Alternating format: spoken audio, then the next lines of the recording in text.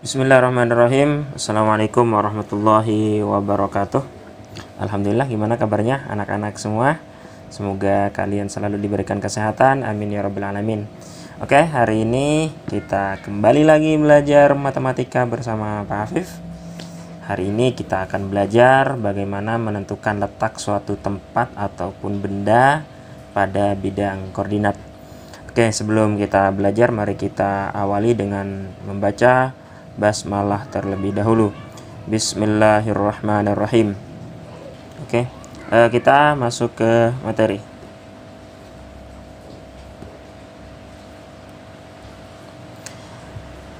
Kita dapat lebih mudah menemukan letak suatu tempat ataupun suatu benda jika digambarkan dalam petak-petak tersusun dalam garis dan kolom.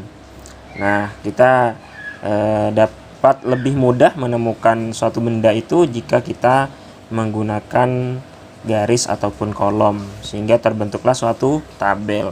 Nah, kolom tersebut kita beri nama dengan bidang koordinat. Coba kita perhatikan pada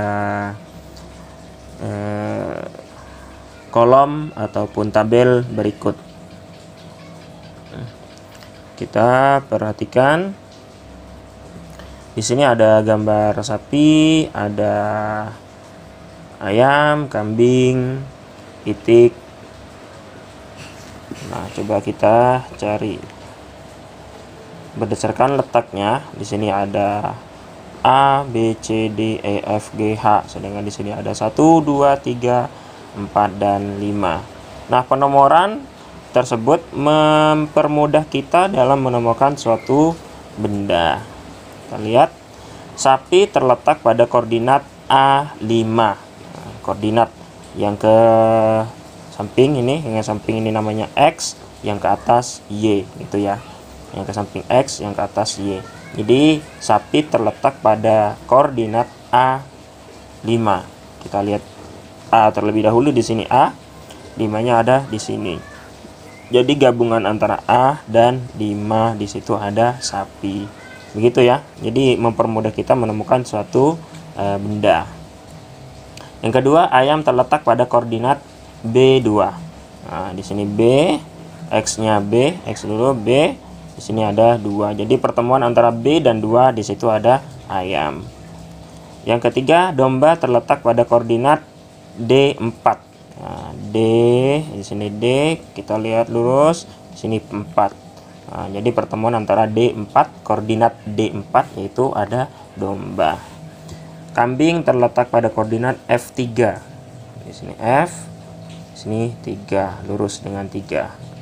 Jadi koordinat F3 ada kambing.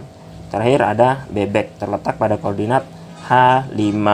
Jadi mempermudah kita dalam menemukan suatu benda dengan adanya titik koordinat tersebut. Oke, kita lanjutkan. Nah, ini ada peta ataupun denah. Di situ ada rumah Rio, ada Masjid Al-Ikhlas, ada Jalan Kudus Jepara, Maijen Setoyo, SD Karangampel, ada Gedung Ampel, dan segala macamnya. Nah, berdasarkan jalan tersebut, peta tersebut, kita juga bisa mempermudah mengetahuinya dengan adanya titik koordinat. Kalau kalian lihat di peta itu pasti ada namanya garis koordinat ya, kotak-kotak seperti ini. Ya, garis kotak-kotak seperti ini. Itu namanya garis koordinat. Oke, kita perhatikan keterangannya.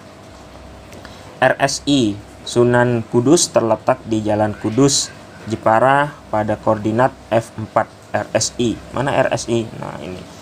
Kita agar memperolehnya, agar cepat mencarinya, kita lihat koordinat F-nya dulu. F, di sini ada F.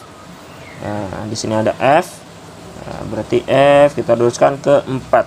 Oke, berarti titik temunya ada di sini. Di sini ada apa? Ada RSI Sunan Kudus. Oke, selanjutnya Gedung Ampel terletak di Jalan Maijen Setoyo pada koordinat D4. Nah, koordinat D4. Koordinat D4 kita lihat X-nya atau D-nya dulu. Di sini ada D, luruskan ke 4. Nah, Di sini ada gedung Ampel. Oke, benar ya. Oke, selanjutnya ada SD1 Karangampel terletak di Jalan Jenderal Ahmad Yani pada koordinat D3. Lihat D, teruskan ke 3. Oke, di sini ada SD1 Karangampel. Oke, benar. Selanjutnya Masjid Al-Ikhlas terletak di Jalan Maijen Setoyo pada koordinat B4. B4. Berarti di sini ya.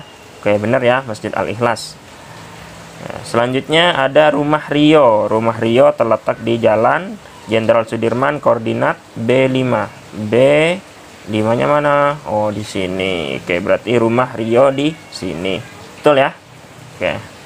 Nah, itu dengan adanya titik koordinat seperti itu mempermudah kita dalam menentukan atau menemukan suatu tempat ataupun benda. Begitu ya, teman-teman semua. Oke. Selanjutnya kita bisa menentukan letak titik dan bangun datar pada bidang koordinat. Nah, oke, tadi Bapak sudah kasih tahu di sini garis datar seperti ini namanya X, yang ke atas namanya Y, atau X itu lebih dengan absis, ataupun yang tegak itu ordinat gitu. Jadi letak sebuah titik juga dapat digambar pada bidang koordinat.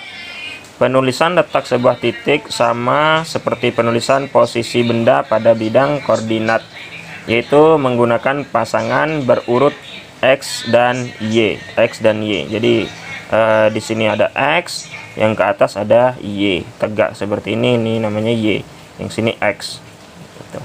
Dimana X merupakan sumbu mendatar ataupun absis, dan Y merupakan sumbu tegak atau ordinat. Nah, kita bisa perhatikan di sini ya. Oke, coba Bapak tanya sekarang. Letak huruf E atau titik E. Nah, letak titik E di mana itu? Oke, coba di sini ada titik E. Nah, letak titik E berarti titik koordinatnya berapa? Kita lihat di sini 2. Di sini apa? 2. Berarti 2.2. Itu ya. Itu. Sedangkan yang G letak titik koordinatnya berapa? Tetap yang disebut duluan yang garis X ya, yang garis X, berarti yang di sini dulu. Nah, ke sini dulu, baru ke sini, berarti min 3, minus 3 gitu ya. Oke, coba pada gambar di atas koordinat titik E itu adalah 2,2 F min 2.1 G min 3 titik min 3 gitu ya. Jadi yang disebutkan duluan yang garis X terlebih dahulu. Garis X dari titik 0, kalau ke sini plus, ke sini ini plus, ke atas plus, nilainya ya positif ya. Kalau ke bawah negatif, kalau ke sini negatif juga gitu. Itu penomorannya. Nah, sebuah bangun datar juga dapat digambarkan pada bidang koordinat. Untuk menggambar bangun datar pada bidang koordinat, kalian harus menentukan terlebih dahulu titik-titik sudut bangun datar tersebut. Setelah itu, hubungkan titik-titik tersebut hingga membentuk suatu bangun datar. Oke, kita coba membuat titik koordinat terlebih dahulu. Nah, sebelum ada ini, kita membuat titik koordinat terlebih dahulu ya. Titik koordinat pada A yaitu minus 5,2. Minus 5 berarti yang di sini dulu, cari 5, 2 ke sini. Berarti titiknya ada di sini. Nah, ini titik A.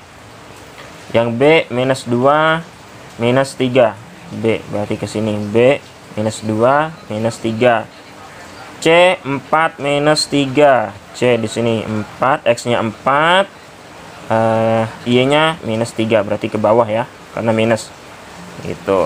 Selanjutnya yang D, titik D itu X-nya 1, Y-nya 2, berarti 1, 2.